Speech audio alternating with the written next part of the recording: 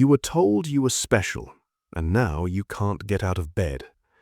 Before we start, if you've ever felt like you peaked at 12, hit subscribe.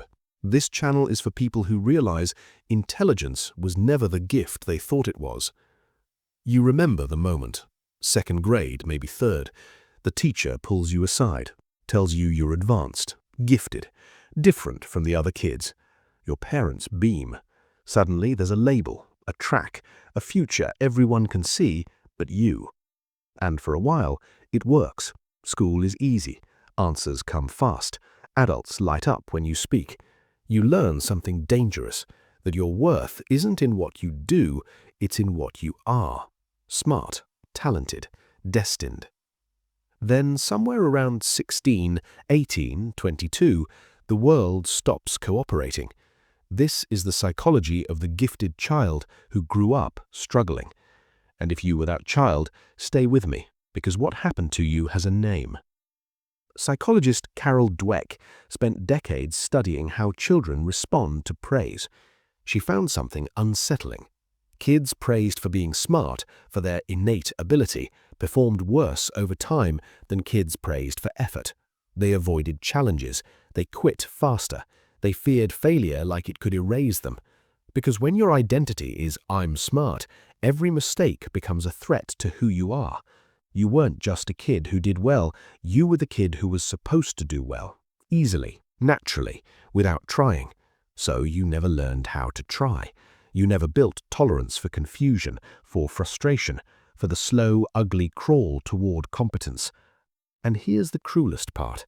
The things that made you special as a child, pattern recognition, quick recall, verbal fluency, those things matter less and less as an adult. Real-world problems don't have answer keys. Success isn't about being the smartest person in the room.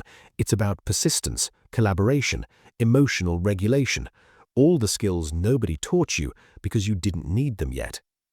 So now you're an adult, and everything feels harder than it should. Not because you're failing, but because you were never supposed to struggle in the first place. Psychologists call this the gifted child syndrome. It shows up as perfectionism, procrastination, paralysis. You don't start projects because you can't guarantee they'll be brilliant. You don't ask for help because needing help means you're not as capable as everyone thought.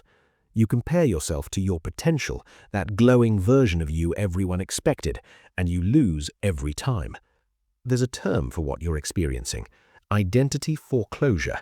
It means your sense of self was decided too early, before you had a chance to explore who you actually are. You became the smart one at 8, and at 30, you're still trying to live up to an identity a third grader invented. Here's what makes it worse. The world loved you for something you didn't earn.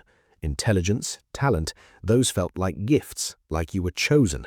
So when life demanded more than cleverness, when it required resilience, or courage, or the ability to fail and keep going, you felt betrayed. This wasn't the deal.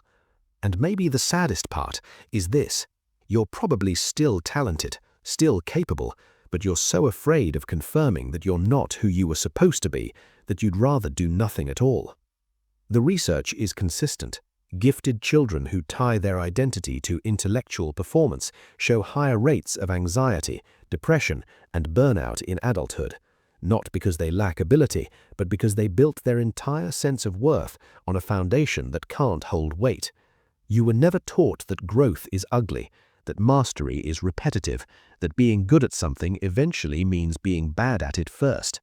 So now you're here, tired of your own potential, exhausted by the gap between who you are and who you were supposed to become. And the cruel irony is that the very thing that made you special, your mind, has become the thing that traps you. Because you can see the problem, you can analyze it, name it, understand it, but understanding doesn't make it hurt less. Maybe the gift was never intelligence. Maybe it was the belief that you didn't have to become anything because you already were something. And maybe the struggle isn't that you're failing, it's that you're finally learning what you should have learned at 7, that being good at being you takes work, painful, uncertain, unglamorous work. You weren't broken by success, you were broken by the lie that success was supposed to be easy. If this hit somewhere deep, do me a favor, Like this video so it reaches someone else who grew up too special for their own good.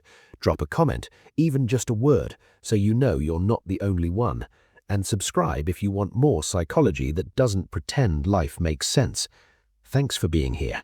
I'll see you in the next one.